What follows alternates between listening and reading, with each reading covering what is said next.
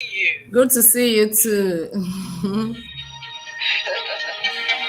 you for doing this with us. I must say that quite commendable of you. I reached out to you, and even though I was being a bit double-minded, but the way you received the request was really quite commendable. Thank you so much once again. You're welcome. You're welcome. The pleasure is mine.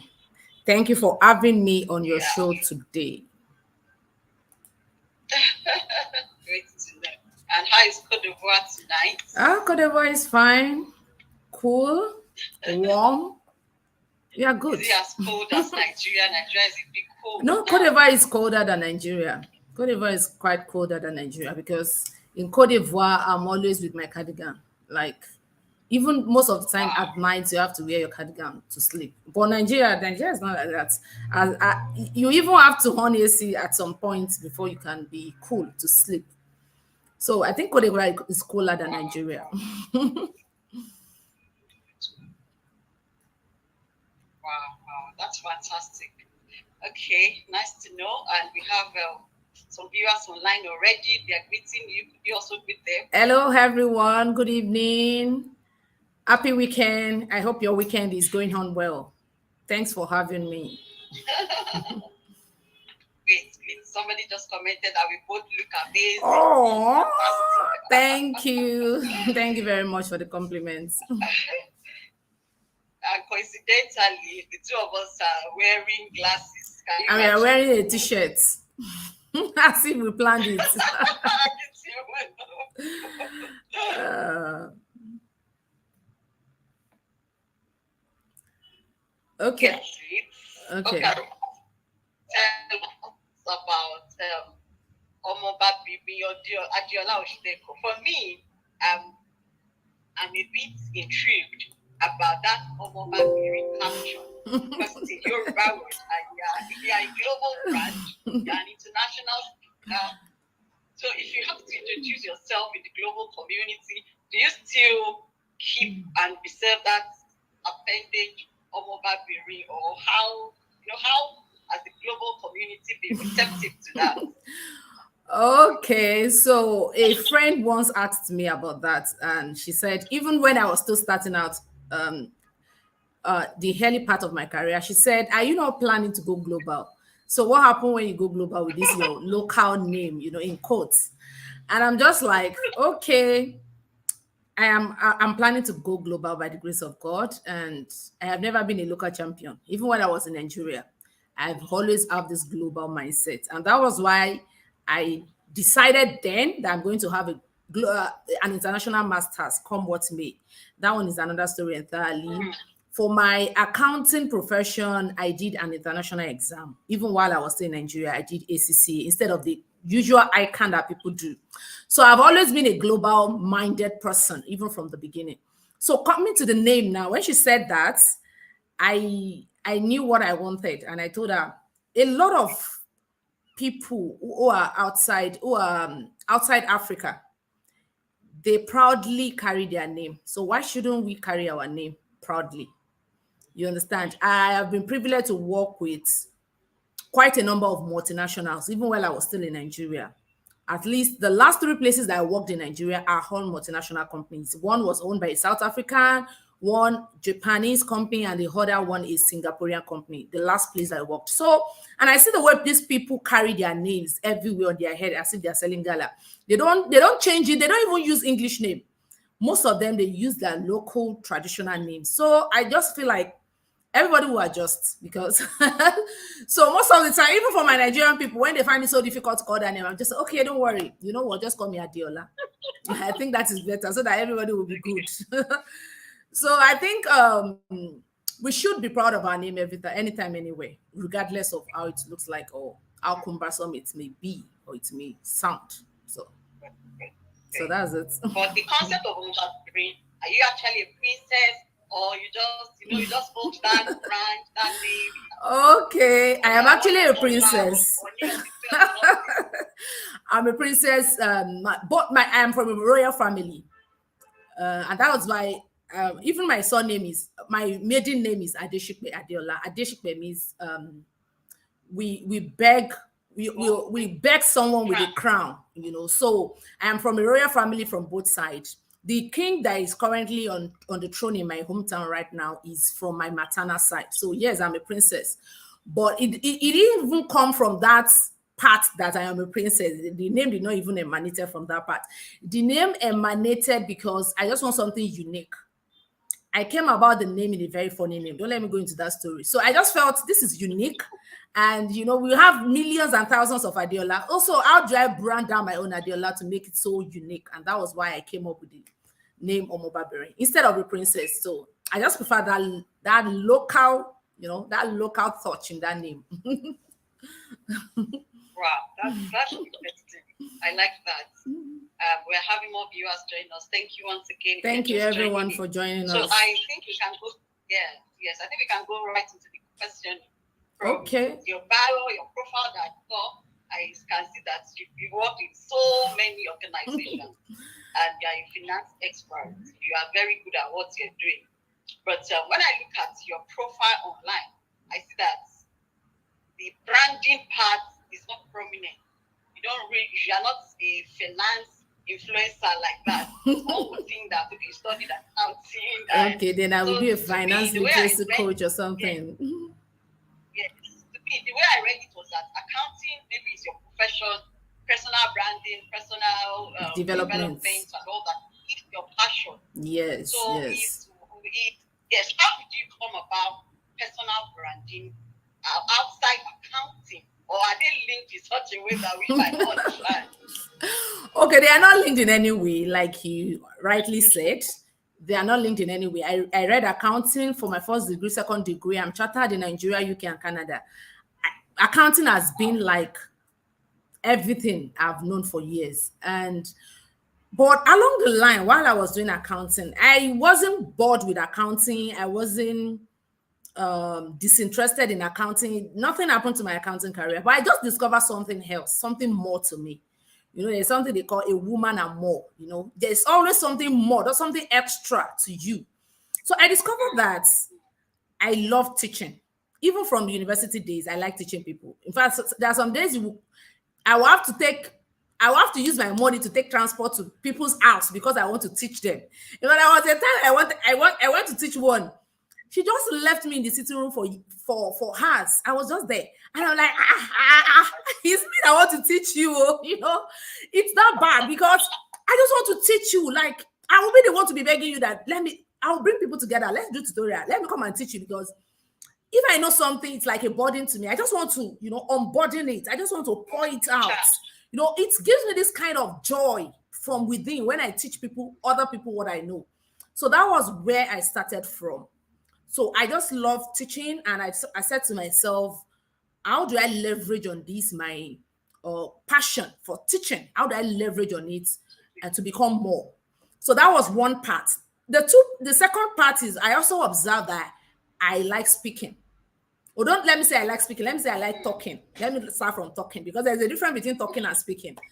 So I discovered that I like talking. I like I like talking generally. You know, when they say a child talks too much, you know, that is the kind of child I was when I was young.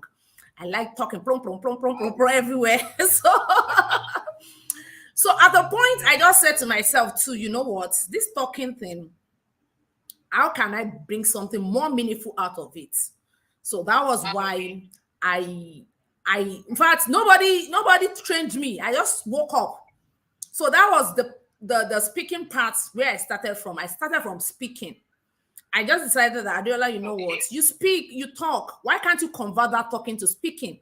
And not just speaking, speaking for impact, speaking for influence. And that was where I started. So I started telling people, I speak. Invite me to your house fellowship or your youth fellowship. Let me come and speak. You know, I started selling myself to people. And the first speaking engagement I had in 2015, it was like, oh, just go on. We don't want you to stop. Just go on. I had one again early 2016. It was like, oh, we enjoyed your talking. We enjoyed your speaking. And I'm like, oh, so I'm doing something meaningful. So that was where everything started from. And, you know, I now started developing those talents, those skills, those passion. I started developing it till I find myself where I am today. So I think the personal branding part of me emanated from the fact that, like I told you, I just started on my own. Nobody said anything to me. Nobody taught me anything. I just started on my own. And at a point, I discovered that on the online space, I wasn't really getting the kind of attention I would have wanted to get. So I was frustrated. I'm posting, nobody's liking my post, nobody's commenting on my post. What's all this nonsense? I guess I got so frustrated and like, oh, this thing is not for me. Let me just quit this online stuff. Let me just face my offline speaking, whatever that I'm doing. But at a time, I was inspired to write a book, which was my first book, Building Great Relationship. When when you are more, there's just something in you that cannot contain you, or you suppressing it. You just, when the Bible says we are like a light on the hill that can never be hidden, we are like a city on the hill that can never be hidden. We are like a light shining forth. And there's always something in us that keeps pushing us to show ourselves, So at a point, I was inspired to write a book. I wrote the book. So I was forced to come online back because I needed to sell that book. So I came online back and I was like, okay, come and buy my book. I've written a book. Oh, come and buy it. Everyone, come and buy it. And it was that point I came across a coach. I came across one of her content. I read it and I was like, oh, so that means I've not been doing a lot of things right. That's why I am not getting the kind of attention I really needed. So I started following her, paying for her training. Sometimes she would do some night training, I would attend, and that was just a turning around for me. So she taught me a lot about branding, how I can brand myself, how I can repackage myself, repackage my passion and my talent, and make it look more good to people. And after like 3 months following this woman, I discovered that a whole lot of things changed about me and about the way people now receive me.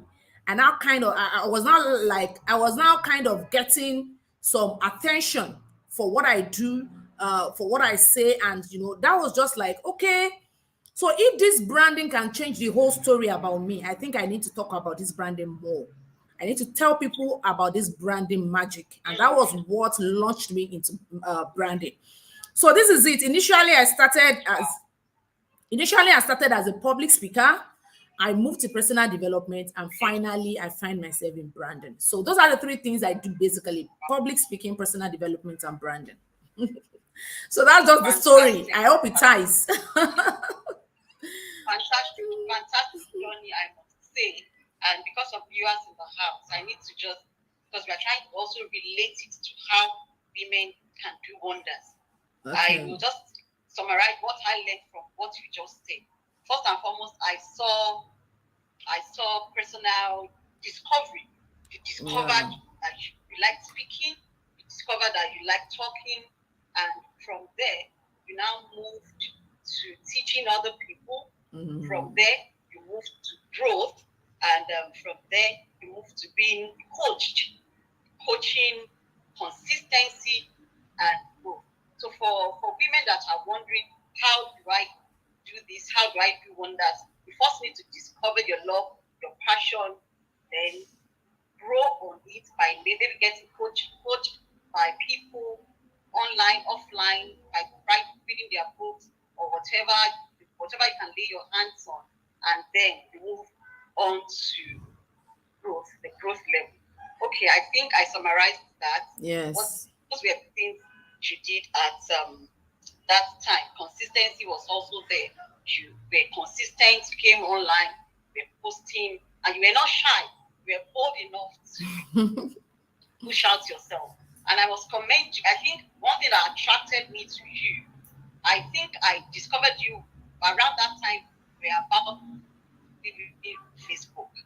We were about leaving Facebook. You started shouting, LinkedIn is more responsive. You are getting engagement. So I was like, how come I'm just getting to hear about you when you are leaving Facebook and you are going to LinkedIn? So let me just quickly put in this question before I go to other questions. Now, would you advise anybody that wants to build their brand to also explore LinkedIn? What is this about LinkedIn? Because I can even see that we are making more influence now on LinkedIn within such a short period of time. It's not up to a year, at least from my own calculation. Yeah. And already you are becoming a LinkedIn influencer, you have won awards on LinkedIn, are charging so high when you want to advertise on your own. So what is the script for doing export on LinkedIn in one word? Okay, I think LinkedIn is a sane environment. Let me just use that word. Is a more Okay. sane environment. Is an environment for more matured minds, because there are so many things that will not go on LinkedIn. There are so many things that people do on Facebook that will not pass on LinkedIn. They're not flat. That will not fly. That's the word I'm trying to look for. That will not fly because of the kind of environment. So it's a sane environment. You really will not see a whole lot of bitterness, so to say, hatred, envy, jealousy. You will not see it there because you are achieving, I'm achieving. So nobody is oppressing anybody. You achieve, I Oh, achieve. really? Yeah, so it's like a collaboration. In fact, some people will even come and tell there's this opportunity as an influencer. Let's explore it together because there is really no competition. So I think LinkedIn is a more sane environment. And yeah, like you said, the growth I've experienced on that platform is like anytime I look back to Facebook, I'm like, okay, I don't want to regret ever starting from Facebook, but then I wish I knew about this platform earlier enough, because what I have achieved on that platform within 1 year is like what I've been struggling to achieve on Facebook for the in the last 5 or 6 years I've been there. So yeah, LinkedIn is a very super place. We have professional people, we have people who have decorum, so to say. Mm, So that's just the word. And it's a very interesting place to be. If you don't understand the environment at but for first, you might be struggling. But once you understand it, then it should be, it's very easy to navigate. yes. Yeah. Okay, but for business people, would you advise LinkedIn? Because I know that there are a lot of professionals, and it's like it's more tailored for professional people. Most of our people on Facebook are business owners. They're selling products, some selling wigs, selling different kind of physical products. Would you say Okay. this? For LinkedIn, No, LinkedIn is more opportunity oriented. for, oh, sorry, The network sorry. is blinking. Sorry. Okay, okay. I Okay. said, or is it still all about personal branding? Yes, I would say so. But to be honest, I think I would say that LinkedIn is more service oriented and product oriented. So if you're a service provider, you will thrive well on LinkedIn than products. So for instance, if you're doing services like photography, fashion designing, laundry services, cleaning services, so many other services, coaching services, consultancy services, anything that comes in the form of service is going to thrive more. So I would advise people who are doing more of products to stick with maybe Facebook and Instagram more than Nice. LinkedIn. Yes, because if it's a service, to be more, it's seen from a more professional eye. It seems to be more Um, professional, than selling products, So that's the way I would just mm, explain it. mm, fantastic. That's nice. Okay, so let's go back to you now. We'll be interchanging things, talking generally, and at the same time, looking into your personal experiences. I've also noticed that number one, you're a very bold woman. You speak your mind anywhere, anyhow. to be specific, pardon me. To be No specific, worries. I read your post. I read one of your posts about. I think one of your posts that you made before you finally left Facebook about a nomination by I think Paul's Nigeria or Pause something, Nigeria, and yes. yes, and you were really very expressive, and you really you were able to project your mind, your thoughts about the way their award went. Now, that is just one example out of so many things I've seen about you. So you are a very bold woman, and when you also want to do something, the speed at which you attack it, like this transitioning into LinkedIn, iconic brand. You are one woman that has also organized iconic brand for thought leadership. You have organized TEDx. being the bar. You're able to do a lot of things with that same energy and boldness. Now, what would you say is the secret behind this? The secret. That's the Because secret. it's actually that energy that was a threat for Facebook people. They couldn't catch up with that energy. It's just too much for them. Hence the hatred, the bitterness, like, how can only you be doing this and this and this and this and this? When you are not an achiever yourself, then you become, or other people's progress or other people's energy becomes a threat to you. So I wish those people well anyway, because like I said, Facebook is just a platform. Facebook cannot curtail me because the energy is there and nobody can sip the energy off. The energy is on, no amount of bully. There's this nuisance. A lady that called herself one name, one kind. She just stood up one day and said, "Oh, I'm going to bully the hell out of you, and you will never come back to this place." I'm like, "Hey, me, I am a coconut. I have coconut that you don't know. You don't know. They did not tell you." I have coconut head. Oh, you see this energy. No amount of bully can bully me out of it. Okay, so let me just say that I don't know. I really cannot tell you because I don't like when people ask me questions and I say, it is God, though. People say, no, don't tell us this is God, though. Exactly. Right, I was going to tell you that. God, though, we all know that God is available for everybody. I don't even mean. So I'm trying to look at how I can answer that question without bringing God into the picture. But unfortunately, we still have to go back to that God because sincerely, to be very sincere with you, even me, I cannot explain. This is just it's just God. That's just the summary of it. Because I look at myself too and I'm like, okay, how do I do all these things together?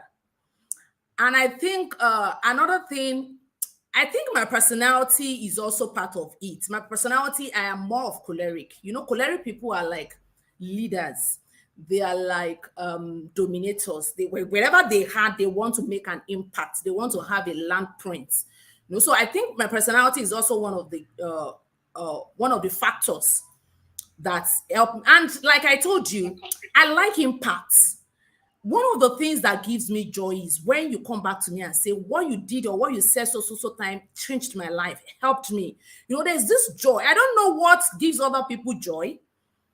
For some other people, they find joy in their job. For some other people, they find joy in, I don't know, so many other things give people joy. But for me personally, I think one of the key things that gives me joy is when I see people I have impacted, I have influenced, doing well, coming out well. It gives me so much joy, And if I want to keep the joy going, what should I do? Then I should keep doing that thing, So that is just basically the idea behind it. And God has been helping me. And, there are so many other things.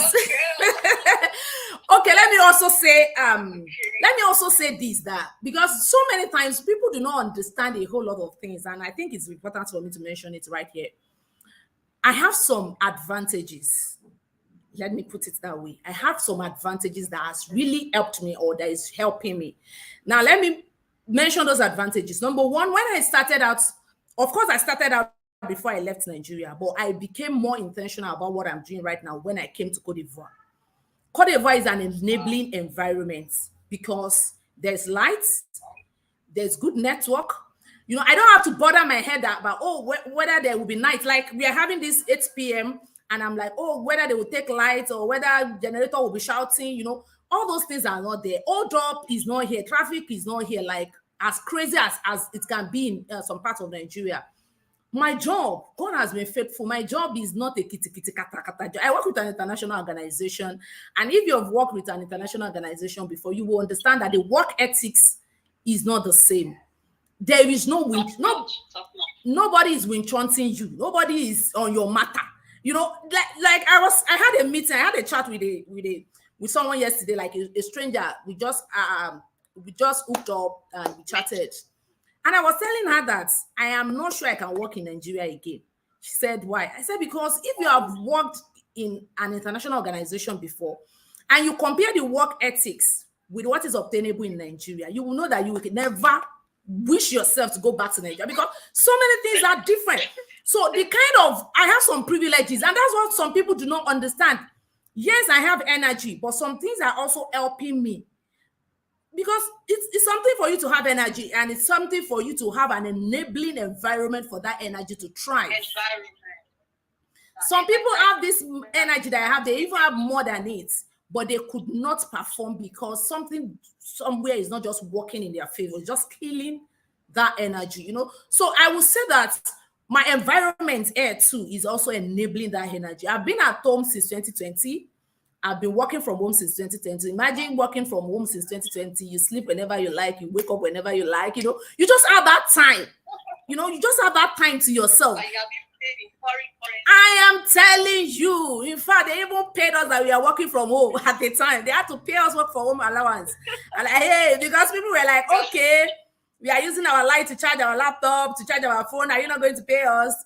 Okay, the employer now said, okay, don't worry, we are going to pay all of you 1,000 euro. Everybody, they dash us money. So so I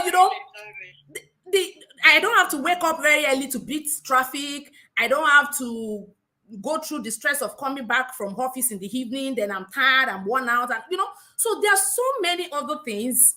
I have grown children. I don't have babies. I don't have toddlers. I have grown children that can feed, that can cook, that can do things. Like today now, my daughter made lunch, breakfast, and dinner. She made all the dishes. I was just like, okay, what are you doing there? Let us taste what you are cooking though.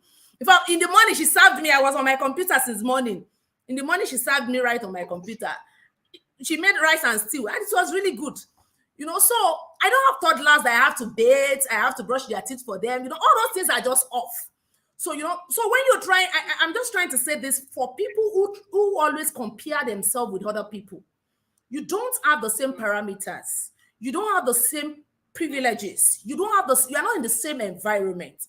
So it is going to be very wrong for you to start comparing yourself with other people, because that is where bitterness comes in. When people cannot match up with what you're doing and they start getting bitter, not knowing that there are so many other things that are really helping you to be better. It's not like you're really better. Like I said, I know people who have times 2 of my energy, but Nigeria environment will never allow that energy to thrive because of there's no lights, there's no water, they have to go through hold up and traffic and all that. So that's just like an idea of what is really helping that energy to blossom. So okay, thank you so much. Thank you so much for that. So what we got there was that number 1, find what gives you joy. Yes. And do it. Give it your all. And secondly, find an enabling environment. Yes. What you said to me, an enabling environment can be anything to anybody. You created that enabling environment for yourself. You were not born into it. Yes. So everybody should also find that energy to create their own enabling environment, no matter their condition. At least within the ambit of whatever they can muster. Yes. Okay, great. Thank you so much. Somebody said you don't have same parameters, so don't compare yourself to others.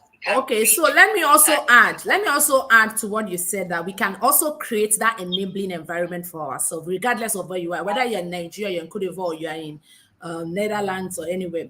So one of the way you can create an enabling environment is get help, especially for women. I know this is more for women. Get help. So don't say you want to do everything. Some of us, we don't want living nannies. We don't want people to live with us for various reasons, but you can still find a way to get help.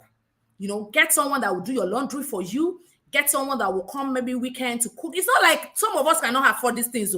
We just feel, or probably we are not thinking towards that area. So by the time all these things are off your neck, it gives you this enabling environment to do more, to thrive. A day I was listening to Mrs. Ibukun Awoshika, and she said one day she went for a seminar or a conference, and somebody was asking her that, so how do you, so she mentioned in that conference that she usually buy food, all this cooked food, she would just buy, pour it into her pot, and as if she was the one that cooked it, and she would just serve her husband, and everybody would be fine. So the person is like, how do you do it? She said, do I need to go and tell my husband that, you know what, this soup I bought it over, I just bought it now, and they just delivered it? No, you don't need to do that. you know Yoruba will say, that you just find a way, just find a way to create that enabling. Because look at Dr. Ibukun Ayoshika now. She is a woman of, I don't know, of many parts.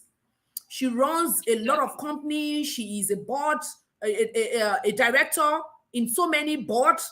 She does a lot. So how do you expect that kind of woman to say, okay, I will now sit down one day or maybe twice in a week or start cooking? So I think it's just about knowing what we can do to create our own enabling environment for ourselves. So that is just to add to what you said. Thank you so much. It's been an amazing session. I'm actually enjoying myself. I am too. That our viewers too are they're learning a lot from this one-on-one. Okay, so I want to ask now about this your TEDx. I know that some of us would, and also maybe a bit of personal branding, because I'm sure that before I reached out to you, maybe you've never even heard about the Mrs. Online Facebook community, and you'll be like, who are these people? Who are these people again? So I know that people like us also need to do a lot more in the area of personal branding and visibility for people to know the value we are adding to women. So how do you think that one can actually be visible online and make that kind of influence that you are already, like I said earlier, when you were on Facebook, you smashed Facebook totally. Now you're on LinkedIn, you're smashing LinkedIn like never before. And all this your TEDx. Can you just answer these two questions together? How do we maximize the stability of what's the importance of TEDx, and how does somebody become TEDx speaker? Okay.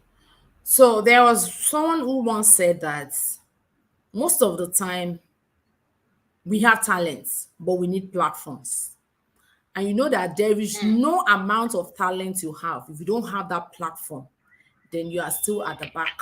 We all need platforms. You need platform. I do too.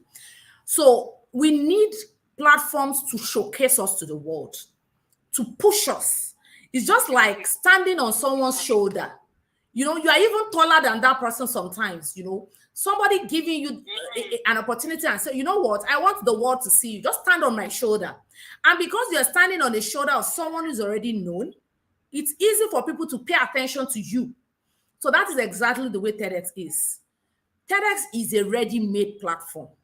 It's a global platform. It's a platform that has a name already. You cannot, except in some countries that you mention TEDx and people will be like, okay, what is TEDx or what are you saying? TEDx has that name already. So how it affects us or how it helps us is that we are leveraging on that name that TEDx already has, to showcase ourselves to the world. Because it's all about leverage. Yes, exactly. So it's just about leverage. On TEDx YouTube channel, I think we have 12 million subscribers. Imagine your video being uploaded on a channel where we have 12 million subscribers. Do you know how many people get to watch that video? So it's just like pushing yourself to the world to say, you know what, this is me. TEDx, please give me that platform. So that is what TEDx basically do. So, but in our own level, we will do the little we can do to build our influence by dishing out content. What the first thing, like you mentioned, the first thing we need to identify is what are we passionate about? What gives you joy? What are the things that you can do without anybody paying you? You can do it willingly, selflessly, without anybody giving you any money. So identify those things. What are your area of interest? Some of us, we are interested in women like you. Some people are interested in girl child, boy child. Some people are interested in teenagers. Some people are interested in addicts. People who are addicted to drugs, to sex, and so many other things. Some of us, we are passionate about empowerment. Some of us, we are passionate about fashion. If you are passionate about food, We are together, so nothing is a waste on this journey. I know some foodies, so if you're a foodie in the house, say hi. So the foodies in the high, you are not a waste. Don't worry. Don't let anybody say, you are FFO. You don't even know more than food. That food, you can convert it to something meaningful. People are doing so well being a food blogger, talking about food, being a food influencer. They're doing well.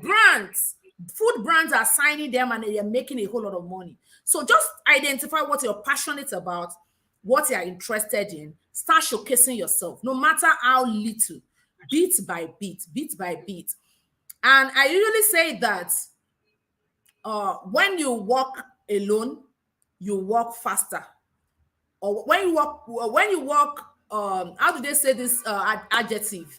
That when you walk alone, you walk faster. But when you walk with people, you walk farther, So when you walk, so you can try to look at platforms like this TEDx we're talking about, try to look at media platform. Like I usually tell people, like even the post I made yesterday, I said some of those things will come for free, depending on how you are able to position yourself. And some of those things will come for a fee.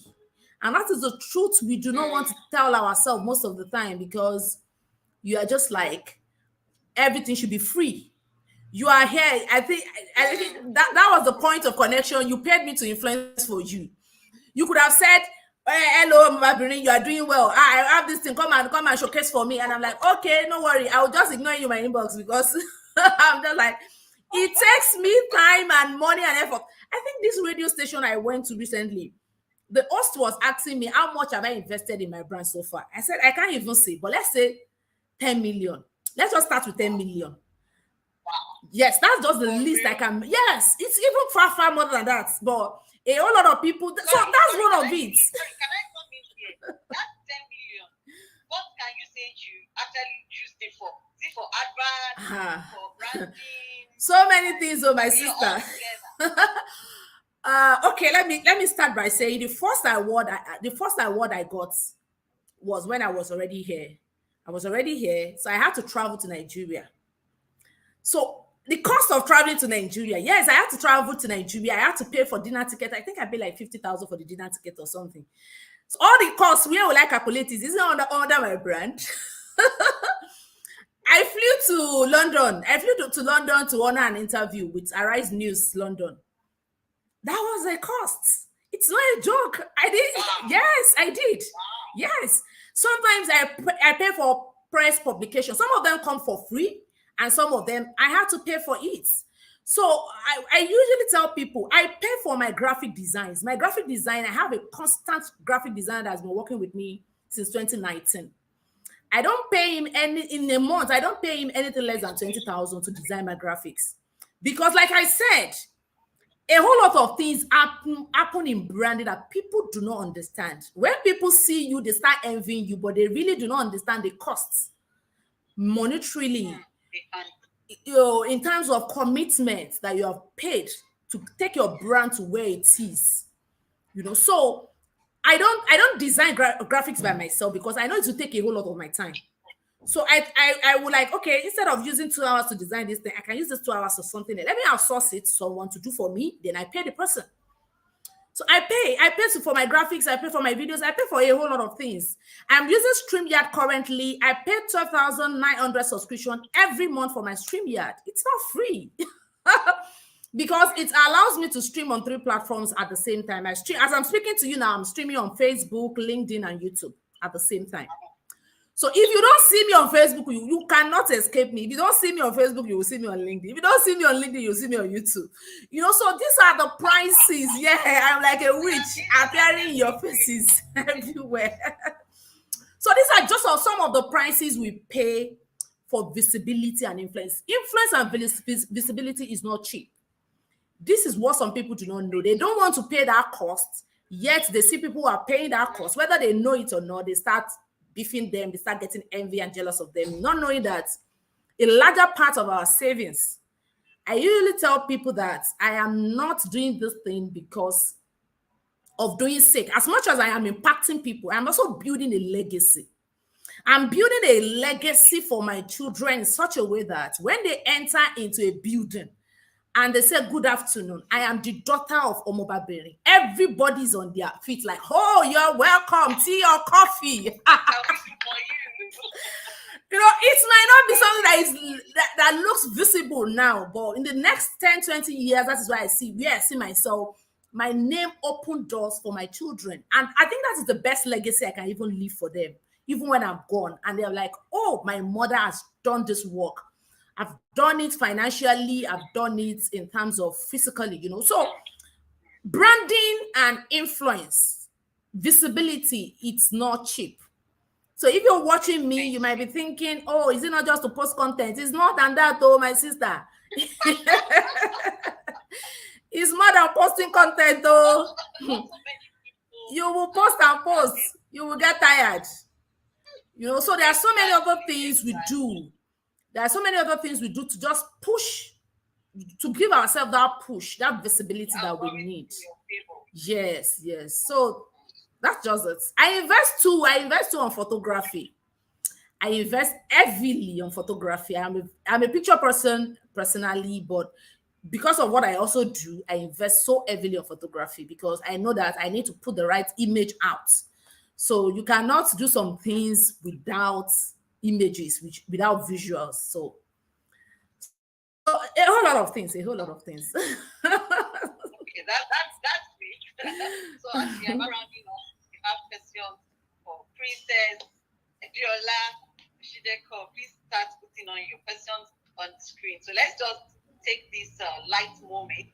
Now, on the lighter moment now, I notice you're also a fashionista. I see some attires on me. And I'm like, for real, good dress like this. And it's so beautiful. Like that your picture where you were holding the star. One staff of queen. Just like You just like this woman. And you have a lot of them. Maybe I'll come and rock your wardrobe. So I'm sure that is also part of the cost of branding. Yes, yes, yes. The fashion, what's the fashion inspiration? Where does that one come from? Is it also the endless? I don't even know, but I think I just like fashion. I like looking good because one thing I've discovered is that I tell people confidence can be in two ways. It can be inborn and it can be learned. There's nothing that cannot be learned. The hair you're putting on right now, somebody learned how to make it. That's why nobody brought it from heaven. The t-shirt I'm putting on, somebody learned how to make it. There's nothing that cannot be learned. So I tell people confidence can be learned, and confidence can also be inborn. So I discovered that apart from the fact that I have confidence naturally, I'm a very audacious person.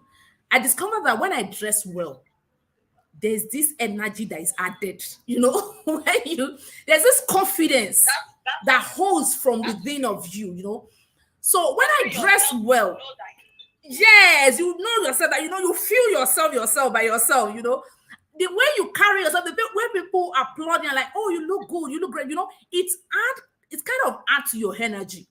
So I just said, okay, if this adds to my confidence, if this adds to my charisma, to my energy, why not explore it? So normally I like fashion, and I also discover fashion adds to my energy and my confidence. So I now people say, okay, you know what? Let's go be exploring these fashion things. So yeah, I like fashion. And I usually tell people it doesn't really cost too much to look good. It's just about being intentional about it. At times it will cost you a fortune to look good, but at times it doesn't really cost so much. So it doesn't really cost so much to look. You need to just make up your mind that I need to look good because my presentation is important to people. Gone are the days when people will say, "Don't judge the book by the cover." My sister, people judge the book by the cover now because we just have a way. We just have a way of a kind of defense mechanism. When something go wrong, we just say, you just say, "Don't judge the book by the cover." It's a lie. Even you yourself, you know that when you go to a bookshelf and you see a book that is not beautiful, you will not buy. You will not even want to check what is inside, let alone read.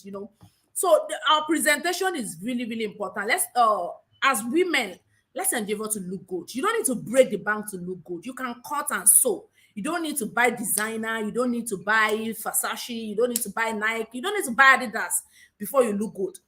Just understand your body structure, what fits you, color combination, and so on. Then you are good to go. You're good to go. Wow, that's fantastic. Thank you so much. It's been an amazing time. So before we finally let you go, I wish we don't have to let you go because I'm actually enjoying myself.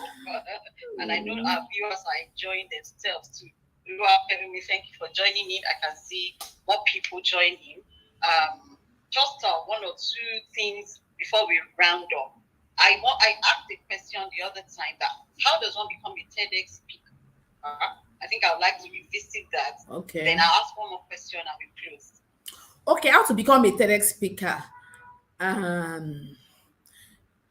There's this adage in Yoruba that will say, Tokyo Baloba Muhammad Awaba. Okay, that means if the mountain does not go to meet Muhammad, Muhammad will come and meet the mountain. All those things, whether for TEDx, whether for other platforms, whether for media features, anything. Sometimes this thing comes to you. I wouldn't lie. Sometimes these things come to you. They come to you while you're seated, like you don't even make any efforts. They just come naturally. And sometimes they don't come. Let me say 20% of time they will come, 80% of time they will not come. Because if you have no, I usually tell people, I think I mentioned it one day that if you don't know the video, me now, I don't know the video. I don't know Wizkid. I don't know Instablog Niger. I don't know it. I don't know Adeleke. I don't know Adenuga. I don't know anybody. I don't know Facebook, Mike Zuckerberg. I don't know anybody. For you and I that we don't know anybody, it's more of a struggle. We have to struggle our way to be visible. Because, for instance, now if Davido mentioned my name on Instagram, what do you think will happen overnight? I don't know. If she just say, I saw Mobile doing something, I admire her. Before you know it, from a 4,500 Instagram follower, I will move to 15,000. Before morning, I would have reached 25,000. So that's the way these things work. But for some of us that we don't have this kind of privilege, like I said earlier, that there are some things that work for other people that make them look like they know how to do it. No, they really do not know how to do it so well. It's because of some privileges they enjoy. So you and I that don't have that kind of opportunity, most time we might have to reach out for those things. I would say that being a TEDx speaker is not difficult. Just sit where you are, just be doing what you're doing, dishing out content, dishing out value and all of that. Then one day, somebody will just come and meet you and say, oh, Adeola, I love what you're doing. Come and speak on my TEDx platform. Bam. But let's look at it. The probability for that, how much is it? It's kind of low. So, and that is why we devise a miss. We devise a miss to say, okay, if these people are not coming to meet us, let's go and meet them. Let's go and meet. So we devise like a strategy on how we can become a TEDx speaker. So you can, one of the ways you can become a TEDx speaker is approaching TEDx organizers. If you know people who are organizing TEDx events, approach them with your pitch and tell them, this is what I do, this is what I do, this is what I can speak on. I would love to speak at your events. That's one way. Another way is organizing TEDx events by yourself.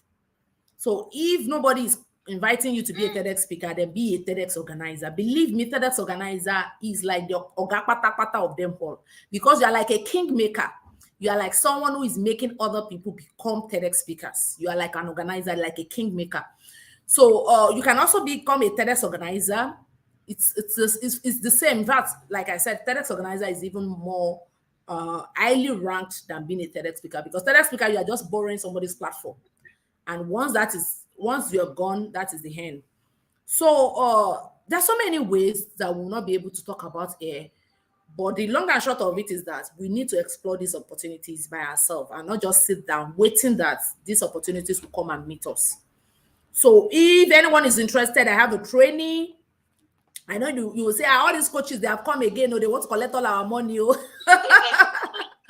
But there are some things we cannot discuss here within 15 minutes or within 20 minutes. So we need to look at it critically, because there are so many things so many things. Like I told you, TEDx is a global platform and it's a well-regulated platform. We have so many rules and regulations that abide it, do and don'ts. This is what you should do. This is how, and that's all that we cannot be explaining here just within 5 minutes or 10 minutes. So anyone who is interested in becoming a TEDx speaker, I have a course on that where you will learn more and more and more. And to become and TEDx has even made life easier. Apart from being a TEDx speaker, you can be a TEDx organizer, like I said. You can also be a TEDx educator. I have one person here watching me right now, Samantha Lazaro. She's a TEDx educator. She's a licensed TEDx educator, and she's really, really well with that. And we also have TEDx translators. So for people who study linguistics in school, or for people like me now, probably you've been living in a French country and you can speak French very well, you can apply for the license to be a TEDx translator. So all this TEDx thing, what it does for you is, like I said, it gives you more visibility, it gives you credibility. Believe you me, there are some doors that ordinarily, if I go and say my name is Omoba Nadella, they will say, who are you? Go and sit down, who knows you? But time I come and say, good morning, my name is Adiola, I am the TEDx or the organizer of TEDx. I know I can't start counting 1, 2, 3, 4, 5 doors. Big, I'm talking about big doors that name has opened for me just because I am able to say I am a TEDx organizer. So it comes with a kind of credibility. It comes with a kind of credit. It comes with a kind of prestige being a TEDx person. So I think it's something everybody should try to explore because, like I said, if you don't know whiskey, then you don't know the video, then you need to work your way up by leveraging. You have to know TEDx. Yes, you have to know TEDx. If you don't know the video, you need to know TEDx.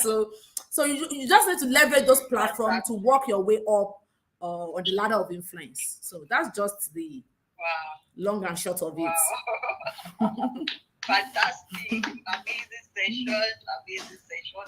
It's really been an insightful session tonight. Thank you so much. We hope to have you back. And by the time we bring you back, we also hope that we'll be able to pay you in euro and dollars. I'll be willing to collect. Today, we just want to say very, very massive. It's really nice being on the show. I hope you enjoyed yourself. Yes, I did. Yes. Thank you, everyone who joined us. Somebody said, you do training in Lagos. No, I don't do training in Lagos for now. All my trainings are online. So I do training basically in three things, like I said: public speaking, personal development, and branding. So any of those 3 areas are interested in, you can get in touch with me via my inbox. Okay. I hope you'll give us some discounts. Okay, we'll look into that. We'll look into that. Do you have any particular courses that are coming up soon that you want to tell us about? Any particular courses or any particular events that you are hosting? Okay. So for now, I think I'm focusing more on TEDx training people to become TEDx speakers. My branding training is also ongoing, but not really as big as. So I'm putting more of my energy into the TEDx stuff. So that's just that about that. Then for the next event, yes. The Iconic Brand Award is coming up November this year by the grace of God. It's our 4th edition, and I'm really, really excited because we're going to be having one outside Nigeria for the very first time. We're going to be having one in London. So that is what I'm working on. Like I told you, I've been on my computer since morning. I woke up early in the morning to have a meeting with the UK people. Then since then, I've not left my computer until I had to leave because I need to go and dress up for this event. So it's really taking so much of my time, so much of my energy, because I'm just like, I want to put in my best since this is the 1st edition outside Nigeria, So that's what I'm working on. That's a big project I'm working on presently, having a fantastic event in London and in Nigeria as well. And we wish you a very beautiful outing. Thank you. Amen. Amen. Thank you very much, Dr. So do you have any parting word? Okay. Parting word for women. There's more to you. You only need to discover it. Think deeply, search yourself. There's more to you than what you are right now. I know some of us we think we have reached our limits, but that is not all. You are a woman and more. There's always more to you. So you need to explore that more. You need to dig deep. You need to go on a soul search and look inward and say to yourself, what is that more thing that I have? And do not let anybody kill your shine. You are like a city set on the hill that can never be hidden. Don't let circumstance kill your shine. Don't let your family life, catering for children, grooming children, raising children. Don't let it kill your light, because at the end of the day, you will stand alone. Those children will also stand on their own. They will give account. So they will not say, God, it's because no, that is not it. It's because you gave me children. And if your children is your ministry, let us see that you are training those children. You are pouring your whole, because some people will be using children as an excuse to maximize their potential, and you still will not be able to see that thing they say they are doing in those children. So for me, family is a ministry for all of us. But if you are really, really particular about your family and you are like, okay, I don't want to do any other thing apart from nurturing this gift, this seed that God has given to me, then we should be able to see it in your children that you're actually doing the extra work that we are not doing. So there's always more to us as women. Don't bottle yourself. Don't let your background, your marriage, your job, your career, your business, things happening around you, don't let anything bottle you up. There's more to you. There will be challenges. That's the truth. There will be ups, there will be down. But the Bible says something. It said that it will not give us more than the temptation, more than we can bear. So anything that comes your way, know that God knows that you have the capability, the capacity to handle it. That is why He allowed it to come your way. So anything that is coming your way, believe that you can handle them, and you will be able to handle them. So I wish everyone blessings. I wish us the best of the season and the best of life. Yeah. Thank you so much. Thank you so much. I'm sure our followers are also thanking you. And all of them have become TEDx advocates now. We'll soon be also see. We'll meet up there. Amen, amen, and amen. Yeah. Thank you, everyone. You have such lovely people. Thank Your you. peoples are quite lovely. Oh, thank you. Thank you so much, guys. All right, so we'll meet next week again. All right. The last session where we'll be posting Stella Owala. I think I must say a very big thank you again to Omobabiri. She bailed us out tonight because Stella Owala couldn't appear today like we expected. And Omobabiri came up and said, no problem, I will do my session today. So maybe like 48 hours of the time, and she really smashed this session. Thank you so much, love. It's my pleasure. Thank you. Love you too, Ma. Thank you. Enjoy the rest of your weekend. Bye.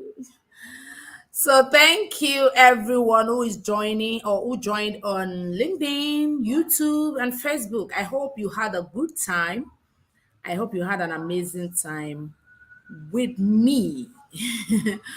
God bless you. Till I come your way again, I am Omobabiri Adeola Oshideko. And don't forget the iconic brand award is coming to London. I can't wait. See you all some other time by the grace of God. Have fun and enjoy the rest of the weekend.